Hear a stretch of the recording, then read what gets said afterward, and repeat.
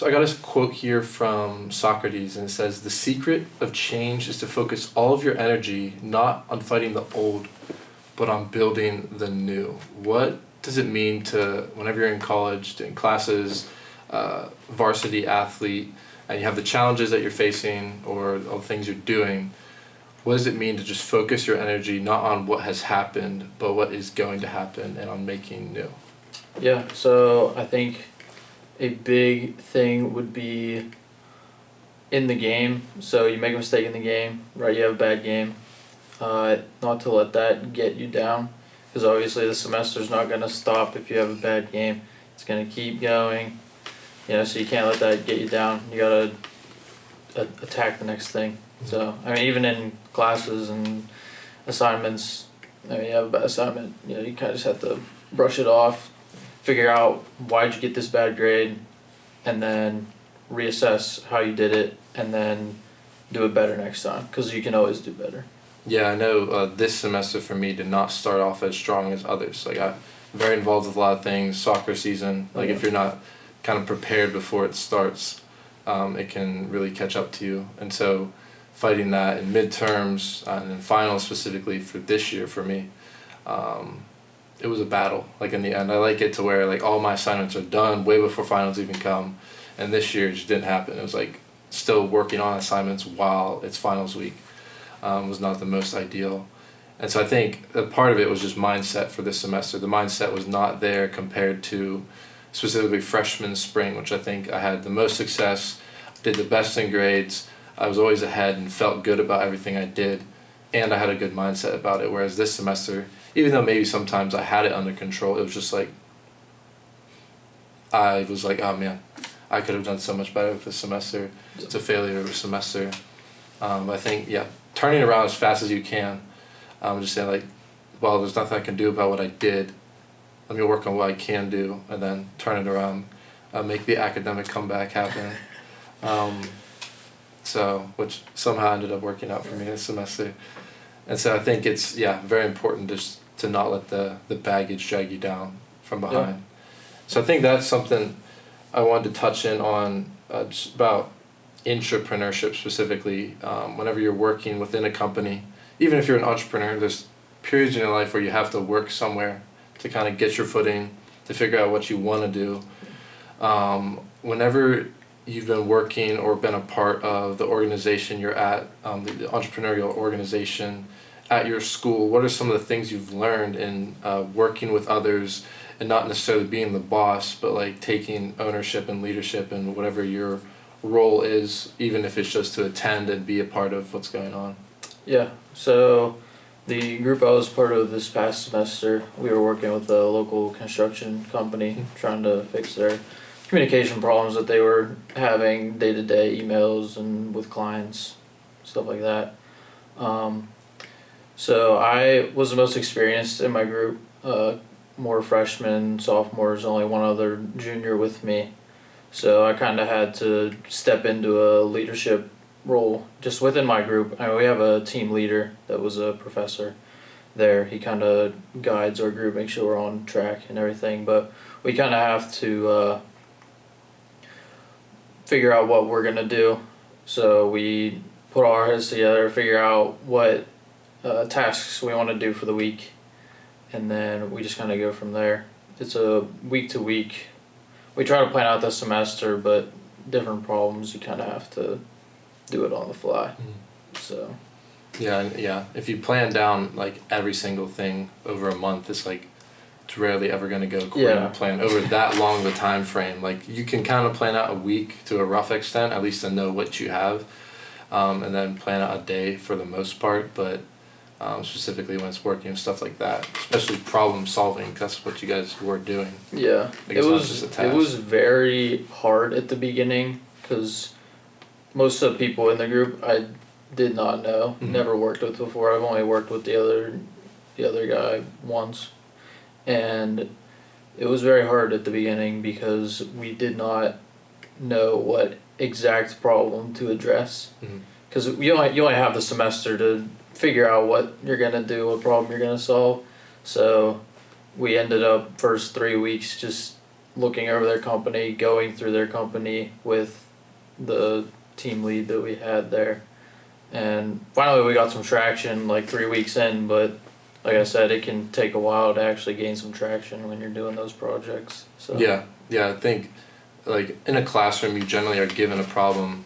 Here's a problem, here's how to solve it, or here's the ways you could solve it, and then go and solve the problem. And a lot of things, I mean, we've experienced it with farm work, construction, like it's usually just this problem, and that's what you get. There's no like guide to how to do it. There's resources you could find, but you have to create the solution. It's not just you're given a solution, you have to do the work for it. You have to start from zero and go all the way and make it happen. I think that's like entrepreneurship. Taking one of my friends, he got this job, part of admissions at my school, and he was, I don't know the term, but he just called students. He'd have like a 2-hour shift 3 times a week, and he would just dial and dial and dial, like 300 calls over a 2-hour span, and that's all he did. He just called kids for 2 hours, and he found that one, he was finding efficiencies about how many calls he could get. Like he knew exactly how many calls he should get in the 2-hour span. Yeah. And then if he got more or less, he would know if he was being like inefficient or exceeding. And then he did some other things, just like, oh, here's some things we could actually track, so we have data, putting together spreadsheets and like dashboards through Google Sheets, just to organize it more, because like cold calling is okay, but you want to be able to nurture the people you're talking to. And within the organization of admissions, like he's presenting it to them, he's telling them like, hey, this is all the stuff I've been working on. I think this will make it way more efficient. Even if you save a lot of time by being able to call these people, you actually won't have to pay for as many hours. That could save you a bunch of money. I think he even came up with solutions that could save the admissions department like a couple $1,000s, which for them is huge. Just saving time. Like one of the biggest costs for them is just people and labor, basically, just the amount of time people work, and just things like that. But then whenever he presents them, it's like he just realized they were content with where they were.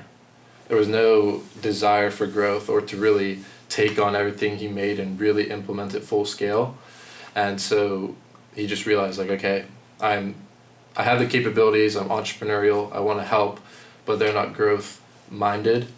So this is not the place for me. He's not working there anymore. So I think, especially like working in those groups, it's giving your best effort and better effort than what you're paid for, quote unquote, supposed to do. Go beyond, present that to the people, be upfront like, hey, I'm doing all this extra stuff, I'm willing, I want to help. And then just see, like, do they respond with like, yo, thanks, let's do it, thank you for the work, maybe promotion after a while.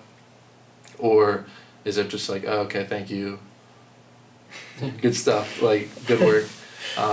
Just realizing that in the area that you are, if they're not growth minded like you are, maybe that's not the place for you. You learned a lot, you did the thing, but then it's time to move on to the next. Yeah. So I think especially in like organizations like the entrepreneurship org at my school or at yours, you're working with these groups, you can't really like quit necessarily, like it's your class, but you can realize like, hey, these were growth minded people, I like to work with them, or they weren't, I just won't work with them again in the future, or like at my job. So I wanted to move on like with this idea of like, oh, knowing the right people is, you had a networking event that you went to, specifically Penn State, trying to connect with Pittsburgh more. What were some of the things that you learned in trying to connect with people, like how you went up and talked to them, how people were actually reaching out to you, to college students, like what did you learn from that networking event in Pittsburgh? Yeah, so how I heard about it was through a friend in the Sheets Fellows. He was kind of in the same boat I was. We need a conference that we have to go to be able to get inducted, to graduate, and be considered a Sheets Fellow. So that's how I heard about it. And then the event was in Pittsburgh. It was at the Franco Harris Center in downtown, pretty close to PPG Paints. And the event was for, like you said, Pittsburgh, Penn Staters, basically trying to connect and bridge the gap, because there's not really anything for Penn State people down in Pittsburgh. I mean, you have Pitt, which is kind of like kind of engulfs everything in Pittsburgh. So Penn State's trying to wiggle their way into there, and so it was Penn State students specifically, and we showed up, and there were different events that we could go to, just different lectures, how to build a professional network. That's the one I went to. There were a couple other ones about like technical skills and soft skills, and so basically you just kind of pick the one that picked your fancy, I guess, and which one you wanted to go to. It wasn't very long. It was only like 30 minutes. So learned about how to build a professional network. Kind of when you show up, while you're there, when you leave, what to do.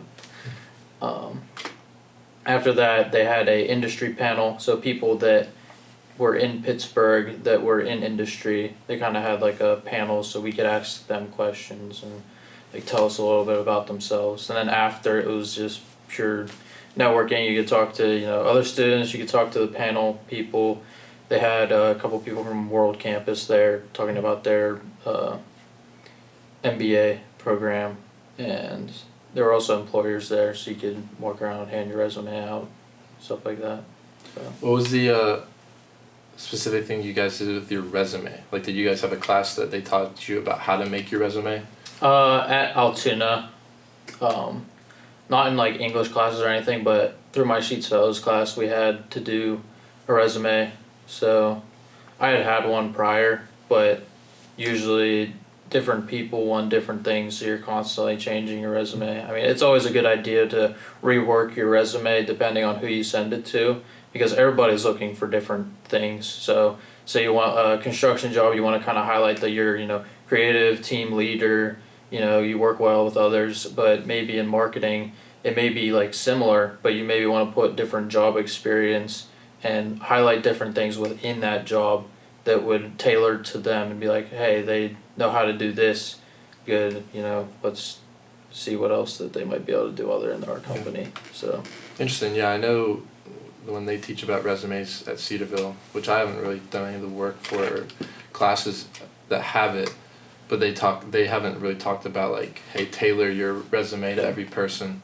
And I think that's important because you are the commodity. You're not necessarily the prize when people are looking for someone to hire, especially college age. You're not like, this 20 years of experience, led a big business type of person. You're new experience. I want to help. I've done these small things or these little things for a certain amount of years.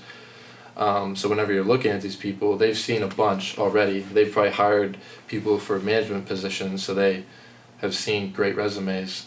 So if you can really tailor it to that person, that organization, that would probably be beneficial. I think too, like everyone's worked in various different areas of jobs. Like rarely you just like straight from the get-go, I'm doing construction or marketing. You've had different things, and so you take on different roles at those jobs. And so I think tailoring the resume, people don't think about it as much because they think like, they just want to hire me. I have a cool resume, which most of us don't necessarily. So just figuring out how to make it stand out more. Don't clutter it with too much information. I think a lot of people are just like, hey, I've worked all these little things, I'm gonna put them all in there. Like, whoa, this dude's worked everywhere. I don't think that helps either. Yeah, but definitely having like a step by step. Like you don't want to have like this big gap in your resume where it's like, well, what'd you do for like these 2 years? Like, what were you doing? Yeah. So we're both business majors, just learning about like entrepreneurship, leading a business, entrepreneurship. Whenever you approach like business classes, learning about it academically, what do you think are the most important things, like whenever you approach a business class and actually retaining information and understanding like the importance of it? Because some people, like, they'll just go in the class, they'll be like, I just got to get the exam, I got to pass it, got to pass the class. But the whole goal of our majors is to learn, to prepare for whatever we're going to do afterwards. So how do you think you should approach a business class, your major, and actually getting information for the workforce? Yeah, I mean, I think that business majors, I know exams are important, but I think they should kind of do away with exams because everybody just memorizes the information just for the exam. They don't learn it. They just do not learn it. Ask anybody that has taken an exam this past semester. I highly doubt they could, I mean, sure, they might retain some of it, but a year from now, just water under the bridge. They're not going to remember it. But, I mean, I think it is important that they learn the information. So, students, it's obviously it's class. I mean, it's not the most fun thing, but you're paying for it. So, 4 years, I think you can stick it out. I mean, obviously you don't have to be the most dedicated to every class. Yeah, you don't need a 4.0 or an A in every single class. 4.0 people, they try too hard in class. Exactly. Well, it's like the extra effort you need to go from a 3.7 to a 4.0 is like as much effort as it takes to go from like a 2.0 to 3.2, in my opinion. Like it's so much more, like my dad even talked about, it's just so much more for nothing. Yeah. Like keep your scholarship if you have a good academic scholarship, but if you have a 4.0 scholarship, I don't even know if those exist. I feel like 3.7 is the highest. I think. But yeah, 4.0 people, they are very, I can respect them because they're very dedicated to their academics, but I think it's just as important to get involved at school. People want to see that you're involved at school. They don't really care. Like, sure, like keep it above like a 3.2, 3.5 maybe, but they want to see that you're involved on campus. So join like any club you can your freshman year, get involved, but then you tailor it back a little bit because obviously there's only so many things that you can handle at once. Yeah. So I mean, I'm involved in 2 things, and I feel like overwhelmed sometimes because things overlap, things pile up, but it's important to get things done like pretty quickly. So the doing a lot and then tailoring back I think is the most important, because I didn't do that this semester and it sucked, because they're all it's all great things, great opportunities, but you can't do them all at once. Yeah, I think you have to pick. I mean, you can do pro con list, whatever you have to do to figure out which ones you really want to put your time into. Not saying that this organization isn't as good as this one, but maybe this one's more tailored to what I want my future to look like, and more like this one doesn't. So I agree. So I think it's really important to look at that. And one thing I even learned with my accounting class specifically this semester, especially with counting, you're doing it all on sheets anyway. Yeah. You just have a specific Excel sheet that's set up. So it's all the stuff you learned, all the different formulas and ratios and way you set up stuff, examples that you did that you can just look back to and to reference them. I know now a lot of the time it's just use QuickBooks and more automated tools for accounting, but with those things it's more you just need to know it enough so you can understand what QuickBooks is doing for you or all the other AI tools and stuff that people use now. It's just knowing the concepts, because I think exams teach you the definitions and not the concepts. So you might not even know the concepts surrounding something like supply and demand stuff from microeconomics. You'll know what the graph maybe does for the exam, but you don't know why it does that. Yeah. We'll know hey, the line does the loop-de-loo and it goes up and down, all that, and it does that, but you don't know why exactly. You don't know that. I don't think people know that the lines they're just data points. Yeah. And they became that way because that's what they observed. And so, I think the projects, that's why I like marketing so far, is all my marketing specific classes have never had exams. Yeah. They're all just project based, writing or graphs or something like that, presentation. I think those will suit me better, just with what I want to do, than economics exams. So. Yeah. I also don't like how the exams are I like that they're all multiple choice, but as far as retaining and learning the content, I don't think multiple choice is I'd rather do problem based. Accounting exams, they're all make a balance sheet. Yeah. Take these numbers and put them into a thing in a certain time frame. That the accounting exams this year were awesome. But then it's just like if it's just like a bunch of multiple choice, like those just Yeah. yeah. And I don't know, maybe it's just the way it's easier for the professors or something in the Probably. past. They But like their Scantrons. Scantron, yeah. First time I ever took a Scantron was at college. Yeah. Yeah, I mean, they like them. Yeah. It's easy for them to It's grade easy to it. grade, So. Yeah, so I think, especially like if you could just look at the classes before, like if you have options of electives, because usually you have like a quarter of your stuff is like the core, Yeah. and then a half or a quarter of it is gen eds, and then a half of it's these electives. Just look at the elective options and see which professors do more exams or which are more project based. Yeah. Rate my professor.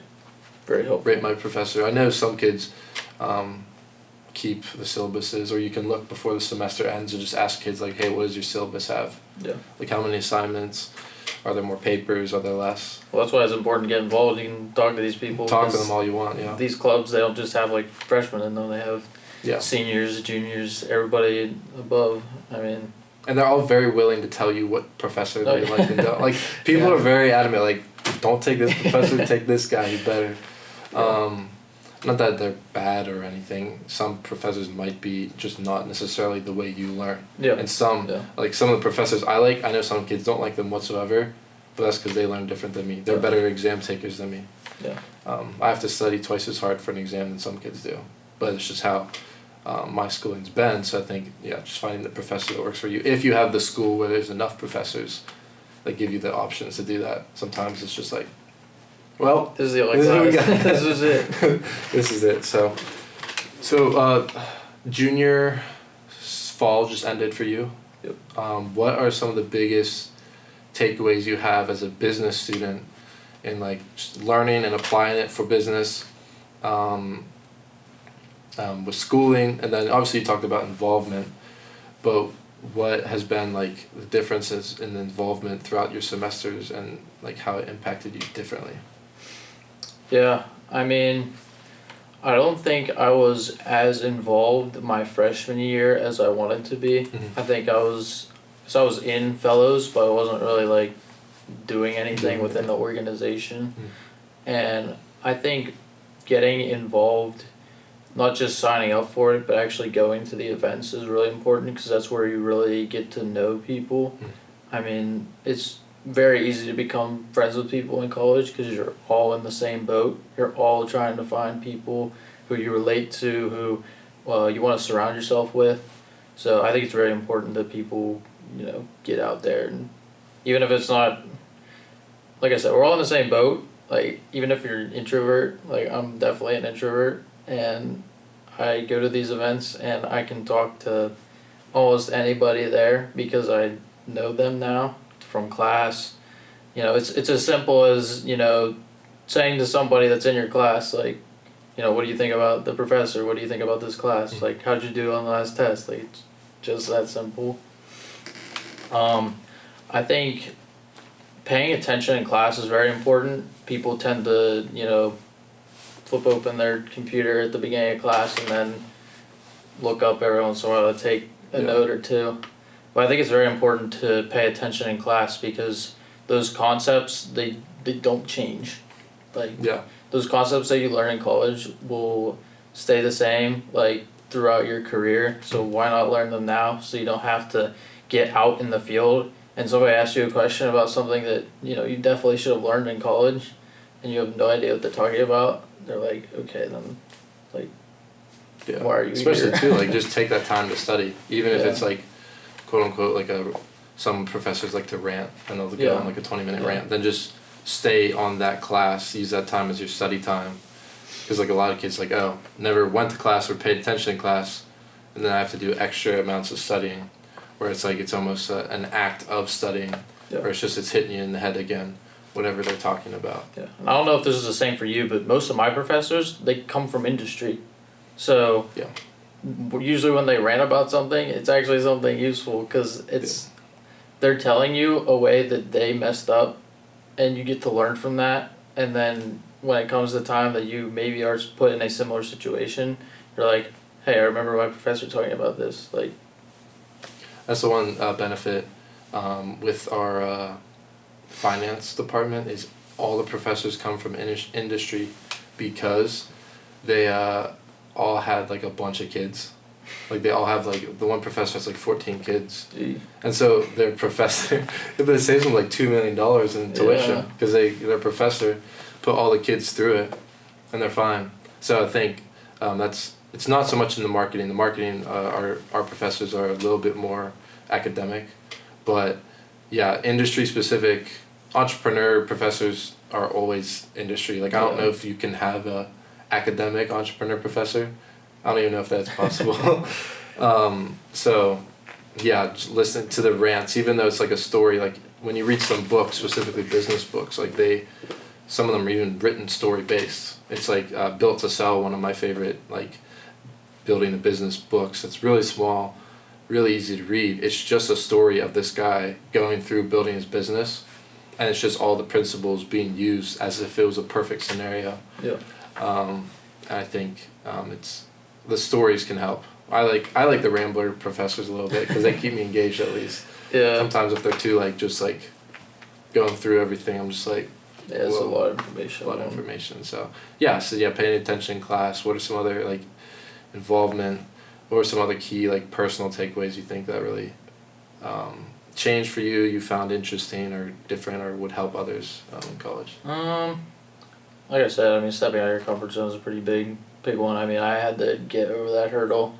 I was one of those people that just, when class was over, bag over stuff, go back to your apartment, dorm, whatever, and, just kind of chill or get food to your next class. But really just talking to people after, getting over that hunch to just ask a simple question.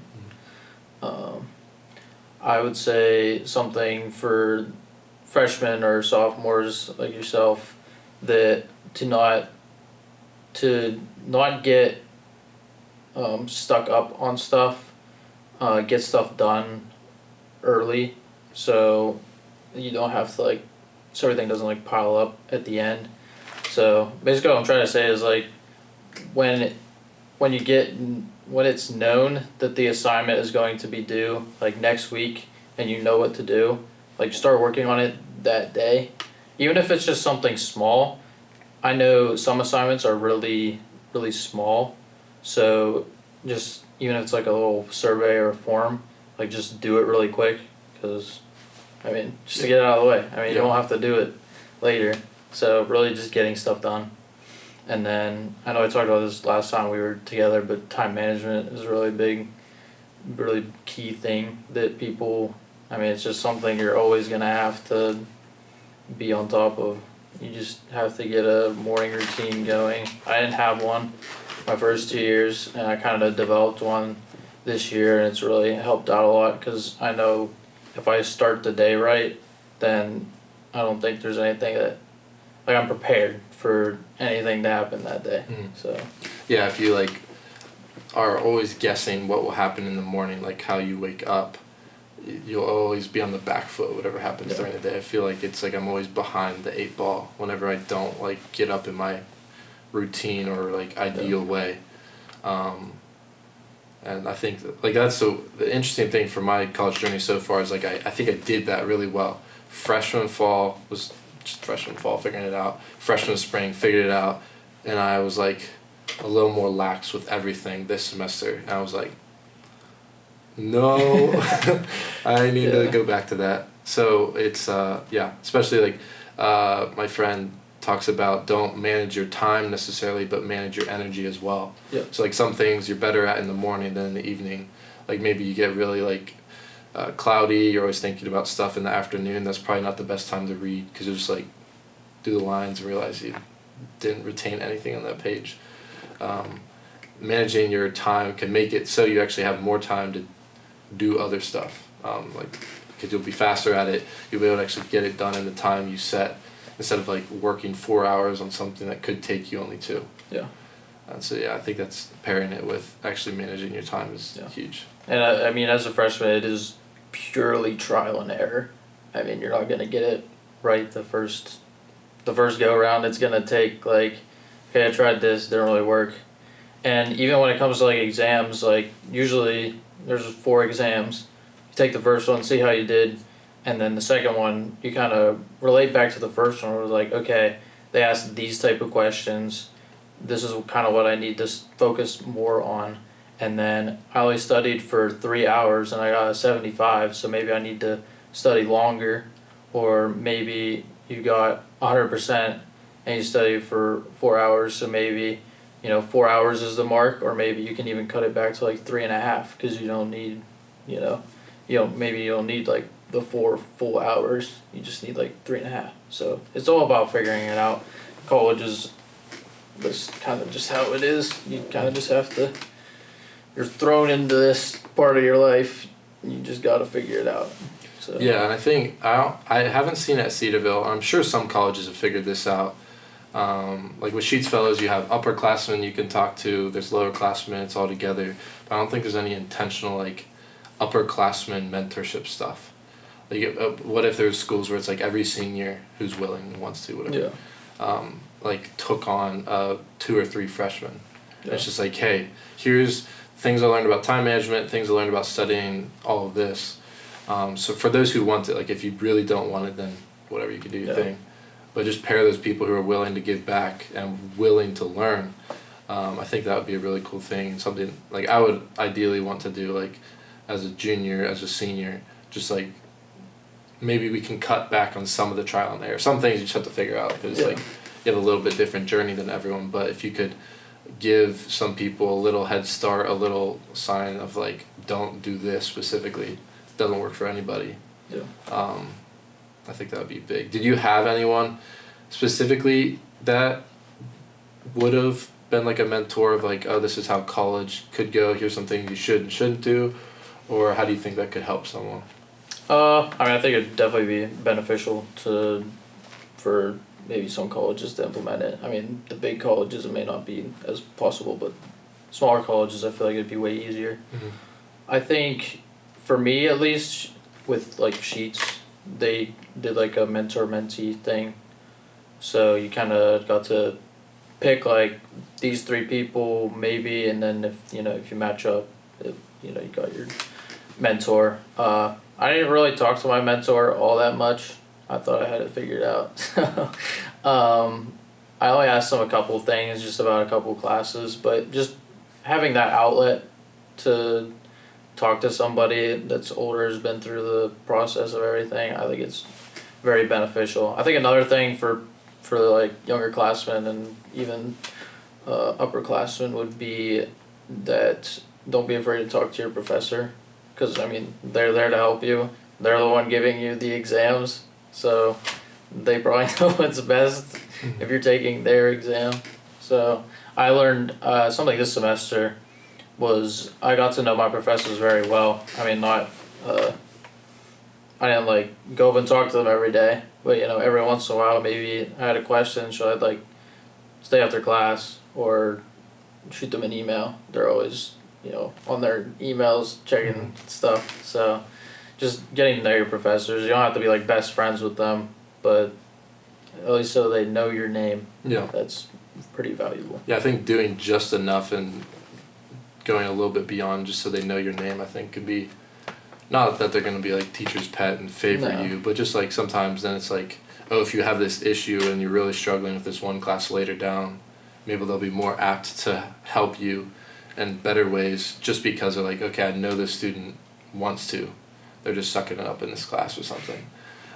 But that's not like their thing. They're not a bad academic. They just aren't figuring it out, and so I'll help them. Especially like if they are real world experienced professors, they're not at school to make more money, because they could make way more money outside of school. Like I don't think there's many universities where you go there to make more money. Maybe like Harvard and stuff. But most of the time it's you're taking the down pay to give back to the younger generations. And so that's their whole purpose, is they want to help you. But just being willing to talk. I mean, it's a sales, dealing with being introverted, just the willingness to reach out, to talk and make the conversation, to, as my professor calls it, show up filled up. Like you have extra, give it to others and help them out, professors. I think that's a big thing. And so, yeah, it's an interesting journey.